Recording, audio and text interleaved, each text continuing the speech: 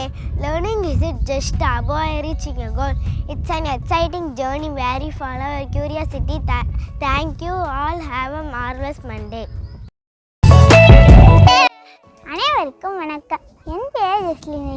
நான் Oxford matric மேல்நிலைப் பள்ளி 3ஆம் வகுப்பு படித்தேன். இன்றைய கதை என்பிலதனை வெயில் போல காய்மை, அன்பிலதனை அறம் இலக்கம். எல்மில்லாத உயிரை வெயில் காய்த்து வருத்தும், அதுபோல அன்பில்லாத உயிரை அறம் வருத்தும். கதை: ஒரு காட்டில் பெரிய மரம் ஒன்று இருந்தது. அம்மரத்தில் பறவைகளும் குரங்குகளும் வாழ்ந்திருந்தது. அங்கே இருந்த கரடி மட்டும் சேட்டைகள் பல செய்திருந்தது. பறவைகள் கோட்டை எட்டி பார்த்து, குஞ்சுகள் என பார்க்காமல், இதோ உங்களை பீத்தெறிகிறேன் பாருங்கள் என்று கூறி பீத்தெறியும். குரங்குகள் வந்தால் தங்க வேடம் தராது, துரத்திவிடும். சில சமயம் குட்டி குரங்குகள் தலையில் கொட்டு வைக்கும். தலை வீங்கி அழுவதை பார்த்து சிரிக்கும். அது யாரிடமும் அன்பு காட்டாமல் வெறுப்புடனே நடந்து கொள்ளும். அதனால் பறவைகளும் குரங்குகளும் வேறு மரத்துக்கே சென்று விட்டது.